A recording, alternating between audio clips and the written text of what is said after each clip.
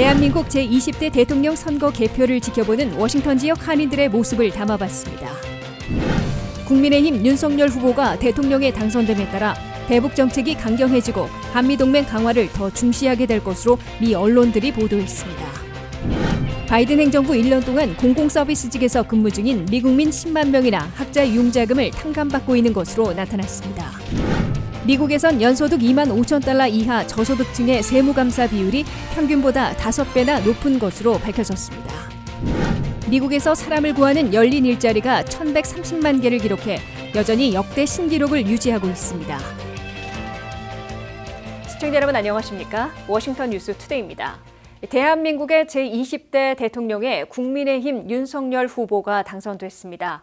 득표율은 48.6%로 그야말로 박빙이었습니다. 47.8%를 얻은 민주당의 이재명 후보와는 불과 0.8%의 표차였습니다. 개표가 이루어지는 동안 이곳 워싱턴 지역의 한인들도 삼삼오오 모여 관심 있게 지켜봤는데요. 박남주 기자가 개표를 지켜보는 한인들의 모습을 담아봤습니다.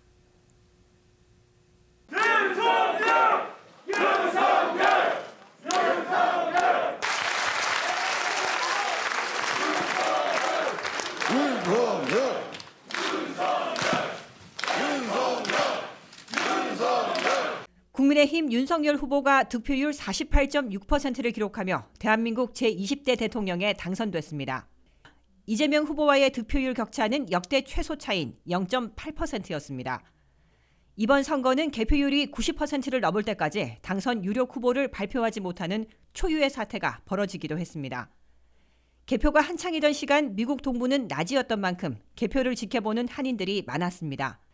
이곳 미국에서도 선거운동 기간 진보와 보수로 나뉘며 설전이 벌어지기도 했지만 이제 하나 된 대한민국으로 치유와 화합으로 나아갈 때란 목소리가 높았습니다. 개표를 한참 하고 있는데 한국 대선 하는 것 때문에 어떻게 지켜보고 계신지. 분열이 안 되었으면 좋겠어요. 이런 일 때문에 가까운 사회 사람도 굉장히 같은 그룹 사이에서도 분열이 생기고 보고 마음 아파하고 했는데 분열이 아닌 통합할 수 있는 그런 나라가 되었으면 좋겠습니다. 하루 종일 비 오는 날씨 속에서도 다음 대통령에 대한 당부의 말도 이어졌습니다. 시스템을 바꿔야지. 정치인들 변해야 되고 지네들이 변해 절대 안 변해요. 윤석열이 해도 이재명이 해도 똑같아. 그걸 바꿔야 돼. 검찰총장, 공인복자, 공천제 없애자. 정치인들 정신 차려라. 워싱턴 수도권 지역 한인 단체장들도 20대 대선을 흥미롭게 바라봤다며 새 대통령에 대한 기대를 드러냈습니다. 워싱턴 한인연합회의 스티브 리 회장은 새 대통령이 정치 1번지인 DC 지역에 살고 있는 동포들을 한미동맹을 강화시킬 수 있는 도구로 써줄 것을 당부했습니다. 저희가 동포로서 여기 시민으로서 저희가 할 일이 많습니다. 한국 정부에서 필요하시다면은 저희 동포들이 가지고 있는 이 권익이라고 하나요? 이거를 좀 사용하셔 주십사 부탁드리고 싶습니다. 버지니아 한인회의 은영재 회장은 국민들에게 했던 약속들을 잘 지키는 대통령이 되달라는 바람을 말했습니다.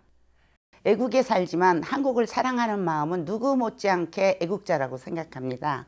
저는 한인 동포의 대표로서 정말 새로운 대통령한테 바라는 건 잘 사는 나라, 그 다음에 제 동포들이 한국에 갔을 때 좀 더 따뜻하게 맞이해 주시고 관심 좀 가져주십사 하는 그런 바람입니다.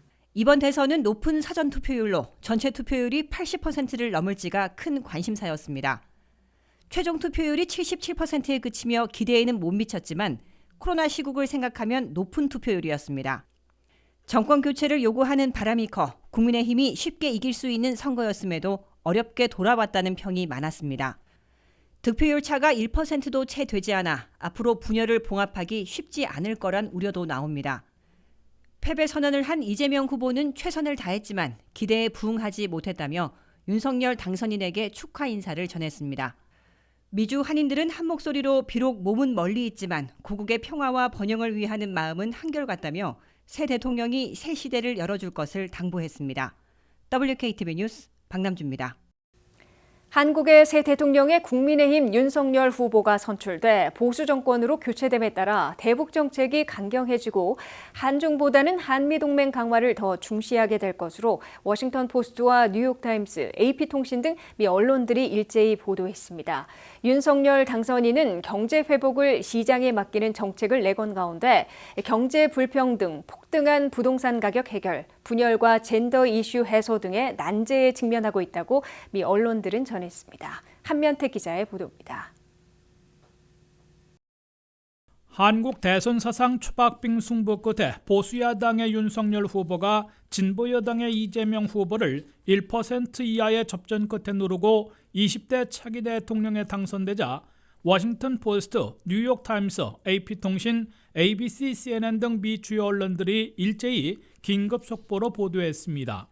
AP통신은 한국 시각 10일 새벽 4시 98% 개표된 상황에서 0.8포인트 차이의 초박빙 접전을 벌이던 진보여당의 이재명 후보가 패배를 먼저 시인하자 보수야당 윤석열 후보가 승리를 선언했다고 긴급 타전했습니다. 윤석열 당선인은 5월 10일부터 5년 단임에 20대 대통령으로 취임해 10대 경제 강국인 한국을 이끌게 됐으나 소득 불평등, 개인 부채 급증, 점증하는 북한 핵 위협 등 난제에 직면해 있다고 AP통신은 전했습니다. AP통신은 이번 대선에서 5,200만 유권자 가운데 조기 투표 1,600만 명을 포함해 77%인 4,400만 명이 투표해 0.8포인트 차이의 유례없는 접전을 벌였으나 승자인 윤석열 후보나 패자인 이재명 후보는 수많은 스캔들로 서로를 비난과 조롱, 악마화해 극심한 분열상을 보였다고 지적했습니다. 심지어 정치보복은 없을 것이라는 공약에도 불구하고 패자는 형사범죄 수사를 받게 될 우려가 남아있다고 AP통신은 전했습니다. 워싱턴 포스트는 문재인 진보 정권에서 5년 만에 윤석열 보수 정권으로 교체됨에 따라 한국의 대북 정책이 강경해지고 미중 간 치열한 경쟁에서 한국이 중국보다는 미국과의 동맹 관계를 더 중시하게 될 것으로 보인다고 내다봤습니다. 워싱턴 포스트는 특히 한국의 차기 대통령에 윤석열 후보가 당선된 것은 5년 만에 보수 정권으로 교체되는 것일 뿐만 아니라 한국 정책의 일대 전환과 한국 역할의 중대 변화를 가져오는 파급 효과가 예상된다고 강조했습니다. 윤석열 당선인은 선거전에서 북한의 도발에 대해서는 선제 타격까지 언급했고 대북 제재 필요성을 강조해와 문재인 정부의 대북 포용 정책에서 대북 강경책으로 일대 전환할 것으로 이 신문은 내다봤습니다. 또한 미국과 중국의 라이벌 경쟁에서 윤석열 당선인은 중재 역할을 자임했던 문재인 대통령과는 달리 중국보다는 미국에 더 긴밀하게 다가서고 뉴 프론티어, 개척자 역할까지 할 것으로 보인다고 이 신문은 해석했습니다. 뉴욕타임스는 보수야당의 윤석열 후보가 진보여당의 이재명 후보를 1% 이하의 초박빙 승부 끝에 승리해 차기 대통령에 선출됐다고 전하면서 한국의 유권자들이 문재인 정부의 5년을 평가한 셈이라고 보도했습니다. 뉴욕타임스는 정치 경험이 없는 전직 검찰총장인 윤석열 후보가 승리함으로써 문재인 정부의 대북 포용 정책에 큰 타격을 가하며 강경책으로 전환하고 한중보다는 한미동맹 강화에 주력해 한국의 대북, 대미, 대중, 대일 정책에 큰 변화를 가져올 것으로 내다봤습니다. 그러나 윤석열 당선인은 이재명 후보와 수개월간 갖가지 스캔들을 꺼내 진흙탕 싸움을 벌여와 극심한 분열을 봉합하고 폭등한 부동산 가격, 극심해진 취업 경쟁, 젠더 갈등 등 난제들에 직면해 있다고 뉴욕타임스는 지적했습니다. WKTV 뉴스 한면택입니다. 바이든 행정부 1년 동안 공공서비스직에서 근무 중인 미국민들이 10만 명이나 학자 융자금 62억 달러를 탕감받고 있는 것으로 연방교육부가 발표했습니다. 경찰과 소방관, 교사와 간호사 등 공공서비스직에 근무 중이며 10년을 상환한 7만 명은 이미 50억 달러를 탕감받았고 3만 명은 곧 혜택을 받을 것으로 연방교육부가 밝혔습니다. 김지수 기자의 보도입니다. 공공서비스에 근무하면 10년 상환 후 학자 융자금을 탕감해주는 연방 프로그램의 수혜자가 팬데믹 특별조치에 따라 10배 가까이 급증하고 있습니다. 연방교육부는 바이든 행정부에서 공공서비스 근무자 학자 융자금 탕감 프로그램을 대폭 확대함에 따라 1년여 동안 10만 명이나 탕감 혜택을 받게 됐다고 발표했습니다. 바이든 행정부 출범 후 지난 1년간 이미 7만 명이 50억 달러를 탕감받았습니다. 이어 금년간 3만 명이 추가로 12억 달러를 탕감받게 됩니다. 이로써 바이든 미국 구조법에 따라 대폭 확대된 공공서비스 학자융자금 탕감 프로그램으로 1년여 동안 상한선인 10만 명이 62억 달러를 탕감받게 됐습니다. 이 탕감 프로그램을 처음 도입했던 2007년부터 지난해까지는 전체 수혜자가 16,000명에 불과했었는데 팬데믹에 따른 긴급 지원책으로 근 10배나 많이 탕감 혜택을 받은 것으로 해석됩니다. 공공서비스 학자융자금 탕감 프로그램은 정부 공무원이나 경찰관, 소방관, 교사, 간호사 등 비영리기관에서 공공서비스하고 있는 미국민으로 학자융자금을 10년, 120개월 동안 상환하면 나머지 융자금을 전액 탕감해주게 됩니다. 팬데믹 이전에는 신청자들은 매우 많았으나 워낙 규정이 까다로워 대부분을 기각당하고 13년 동안 고작 16,000명만 탕감을 승인받은 것으로 연방교육부는 밝혔습니다. 그러다가 팬데믹 긴급 지원으로 1조 9천억 달러를 승인받은 미국 구조계획법에 따라 1년간 10여년 동안의 수혜자보다 거의 10배나 많이 탕감 혜택을 제공한 겁니다. 이제 조 바이든 대통령이 그보다 훨씬 큰 규모의 학자 융자금 탕감을 단행할지에 시선이 집중되고 있습니다. 미국민 4,500만 명이 1조 7천억 달러나 빚지고 있는 학자 융자금에 대해 1인당 10,000달러 또는 50,000달러씩 탕감해주자는 방안이 1년여 동안 추진돼 왔지만 조 바이든 대통령의 10,000달러와 민주당 지도부 50,000달러 사이의 입장이 엇갈려 아직 확정되지 못하고 있습니다. 척 슈머 상원대표 등 민주당 지도부는 50,000달러씩 탕감을 촉구하고 있으나 바이든 대통령은 10,000달러 이상에는 난색을 표시하고 있습니다. 그러나 바이든 대통령과 민주당은 11월 중간선거 이전에 단안을 내려야 할 것으로 보여 대규모 학자 융자금 탕감안이 머지않아 확정될 것으로 예상되고 있습니다. 바이든 행정부는 현재 5월 1일까지 학자 융자금 상환을 유예해주고 있어 이를 재연장할 것인지 아니면 대규모 탕감을 발표할 것인지 선택할 것으로 보입니다. WKTV 뉴스 김지수입니다. 미국에선 연소득 2만 5천 달러 이하 저소득층이 IRS의 세무감사를 평균보다 5배나 많이 받고 있는 것으로 나타났습니다. 미국의 납세자들의 세무감사 비율은 0.2%로 급락했으나 평균이 1000건당 2.6건인데 비해 저소득층은 1000건당 13건인 것으로 밝혀졌습니다. 연방소득세 세금 보고가 4월 18일에 마감되면 미국 납세자들은 IRS의 세무감사에 걸리지는 않을까 우려하는 시기를 맞게 됩니다. IRS의 예산과 예산삭감으로 세무감사 비율도 급락한 것으로 나타났습니다. IRS의 세무감사율은 지난 2009년에는 0.9%였으나 2020년에는 0.2%로 급락했습니다. 미국 납세자들의 세무감사는 세금 보고서 1000건 중에서 2.6건으로 나타났습니다. 하지만 저소득층의 세무감사 비율이 평균보다 무려 5배나 높은 것으로 밝혀져 논란을 빚고 있습니다.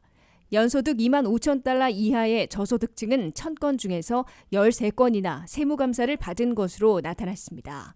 이는 저소득층의 세무감사 비율이 전체 평균보다 무려 5배나 높음을 보여주고 있습니다. 저소득층에 대한 감사 비율이 높은 주된 이유는 팬데믹에 대한 긴급 지원으로 저소득층에 대한 기본소득 공제인 EITC가 대폭 확대돼 부정 또는 사기 청구가 의심되는 사례가 급증했기 때문으로 해석됩니다. 다만 저소득층에 대한 세무감사는 IRS 요원이 직접 찾아와 탈탈 터는 감사라기보다는 절반 이상 서한을 보내 설명을 요구하는 감사인 것으로 나타났습니다. IRS 국세청은 공화당 행정부 시절 주로 예산과 인원이 대폭 삭감되어 왔습니다. IRS 직원들은 2010년 9만 4천 명이었으나 현재는 8만 2천 명으로 크게 줄었습니다.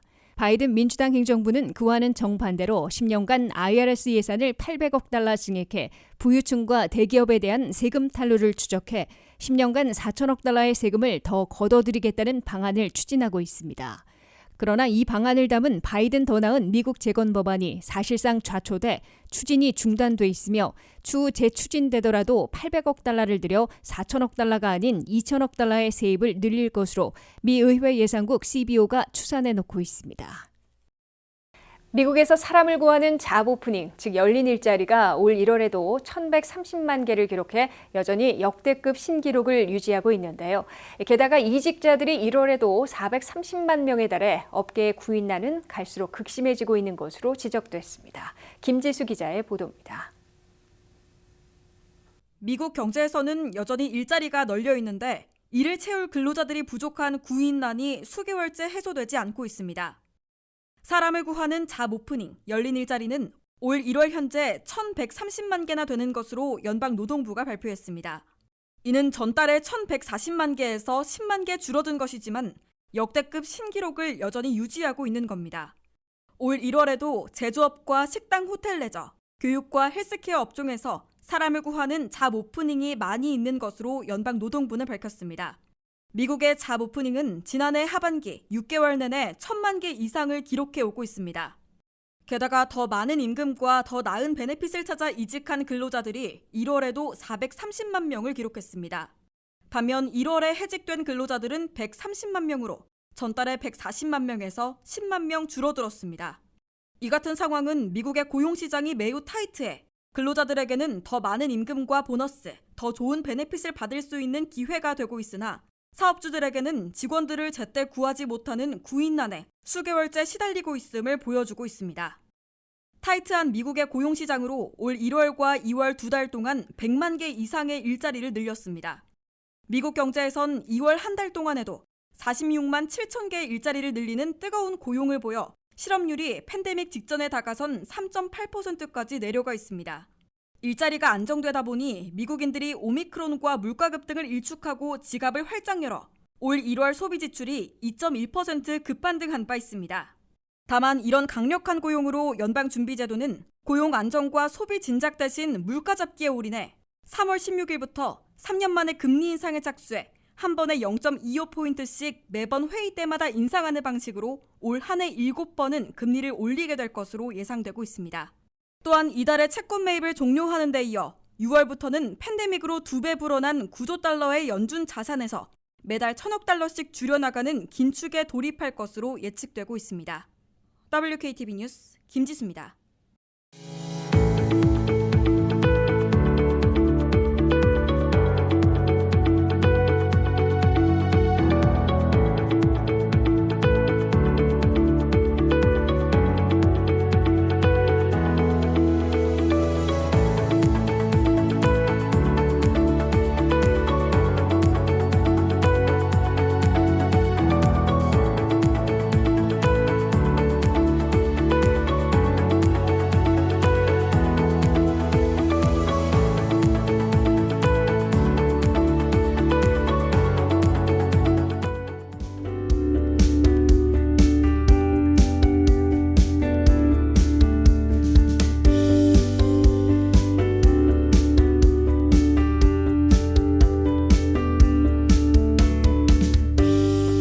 이상으로 워싱턴 뉴스투데이를 마치겠습니다. 시청해주신 여러분 고맙습니다.